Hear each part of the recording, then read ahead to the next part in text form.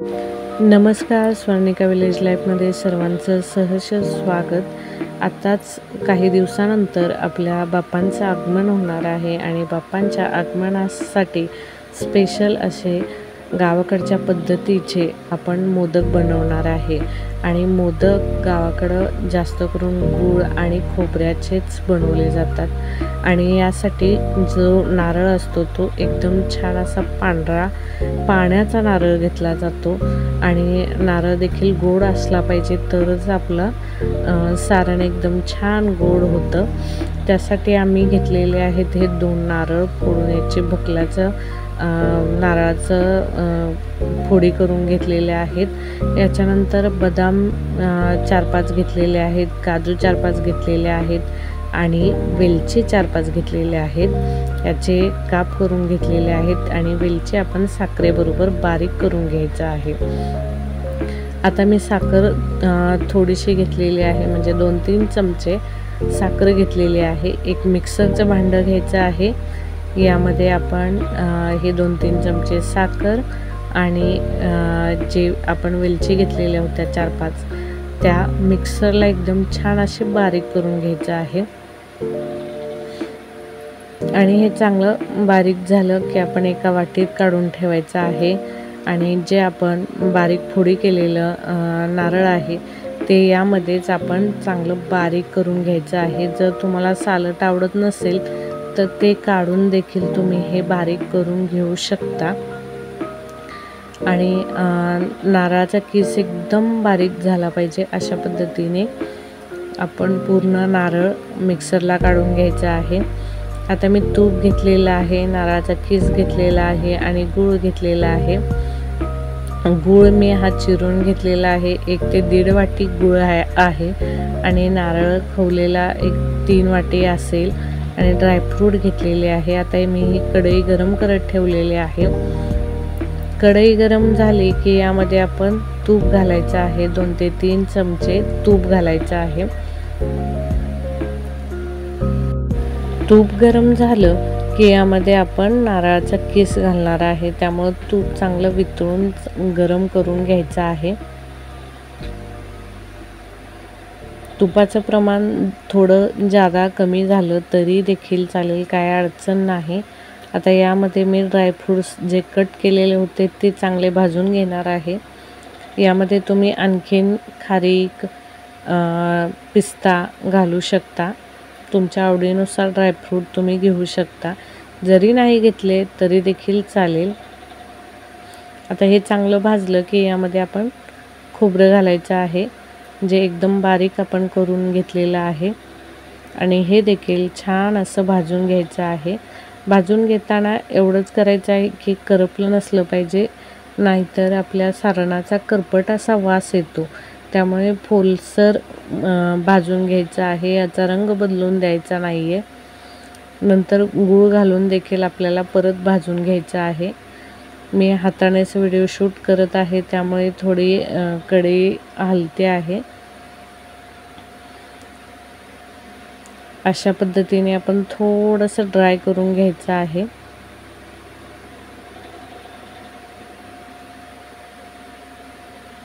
नारळात जर पाणी जास्त असेल तर तुम्ही सुक्कं करूनच गूळ घाला, नाहीतर सारण आपलं पातळ होऊ शकतं. अशा पद्धतीने आपलं हे खोबरं छान भाजून झालेलं आहे.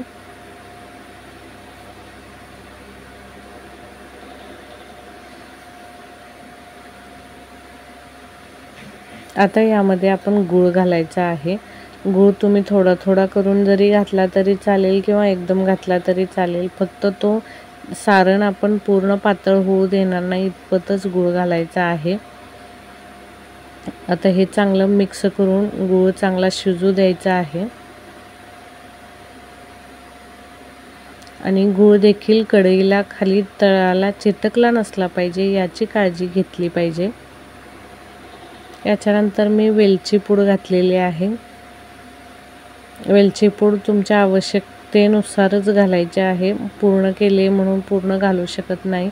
जर तुम्हाला सारण गोड हवं असेल तर मग तुम्ही घालू शकता.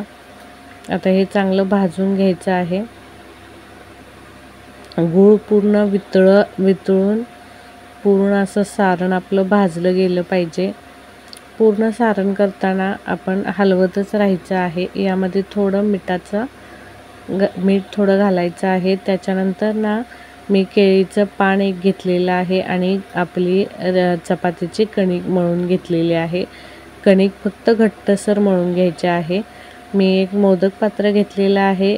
याच्यावरती हे आपलं केळीचं पान घेतलेलं आहे. आता याला आपण थोडंसं तूप लावून घ्यायचं आहे.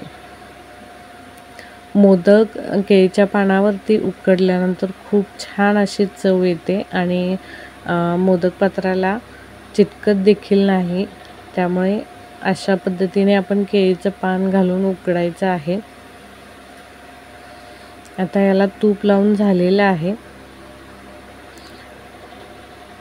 याच्यानंतर आपण कणकेचे छोटे छोटे गोळे करून घ्यायचे आहेत आणि याचे छोट्या छोट्या पुऱ्या लाटायच्या आहेत. आम्ही पुऱ्या लाटण्याऐवजी आता नवीनच एक मोमोजचं यंत्र मिळतं आहे, ते घेतलेलं आहे. माझं बाळ देखील याच्यावरती मोदक करण्याचा प्रयत्न करत आहे. ही पारी गोळा करून घ्यायचा आहे आणि इकडच्या बाजूला तो गोळा ठेवायचा आहे आणि प्रेस करायचा आहे. प्रेस केल्यानंतर ना आपल्याला ही छोटीशी पुरी तयार होते. अशाच आधी पुऱ्या करून घ्यायच्या आहेत आणि नंतर यामध्ये सारण घालून आपण मोदक किंवा कानोला करून घ्यायचा आहे.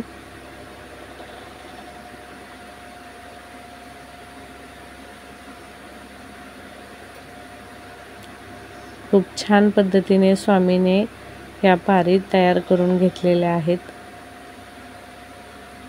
यामध्ये आता आपण सारण भरणार आहे.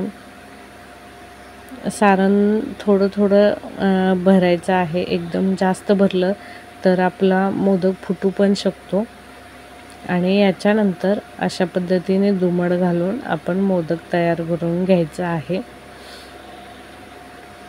मोदकाचं वरचं टोक जास्त जाड नको आहे, थोडंसं चपटं आणि पातळच केलं पाहिजे.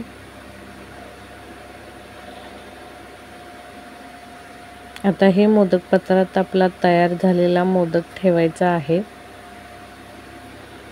आता ह्या मोदकाच्या सारणापासूनच आपण मोदकाचे कानुले देखील करायचे आहेत, म्हणजेच कणकेचे कानुले म्हणतात त्याला. गणपतीच्या उत्सवामध्ये मोदक आणि कानुले दोन्हीही केले जातात. आता ह्या साच्याच्या साह्याने मी इथे पारी तयार करून घेतलेले आहे, म्हणजे पुरी तयार करून घेत आहे.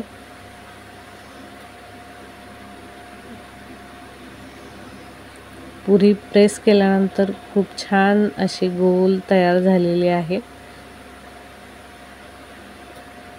बघू शकता खूप छान असा शेप देखील आलेला आहे याचा.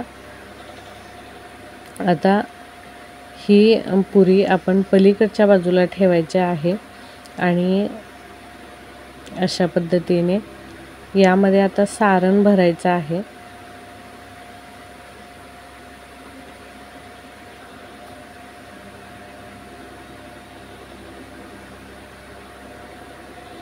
आणि प्रेस करायचं आहे उलट्या बाजूला. आता हे प्रेस झाल्यानंतर बघू शकता तुम्ही किती छान असा कानुला तयार झालेला आहे. आणि हेच आपण मोदकांच्या बरोबर उकडून घ्यायचे आहेत. ह्याचा शेप देखील खूप छान दिसतो, हातापेक्षा देखील खूप सुंदर झालेला आहे हा कानुला. आता कानुला आणि मोदक दोन्हीही उकडून घ्यायचे आहेत. आता हे सुंदर आपले कानुले आणि मोदक जे तयार झालेले आहेत ते तुम्ही 10 ते 15 मिनिटासाठी उकडून घ्यायचे आहेत. त्यासाठी एक कढई घ्यायची आहे, त्यामध्ये पाणी घालायचं आहे आणि पाणी चांगलं उकळून घ्यायचं आहे. बघू शकता आपल्या कढईतलं पाणी चांगलं उकळलेलं आहे. आता यावरती मी मोदक पात्र ठेवणार आहे आणि 10 ते 15 मिनटं याच्यावरती झाकण झाकून हे मोदक आणि उकडीचे कानोले चांगले उकडून घ्यायचे आहेत।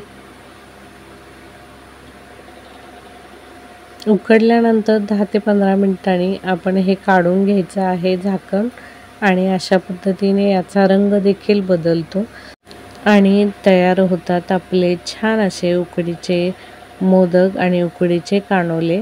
गणपतीसाठी खास रेसिपी उकडीचे मोदक आणि उकडीचे कानोले।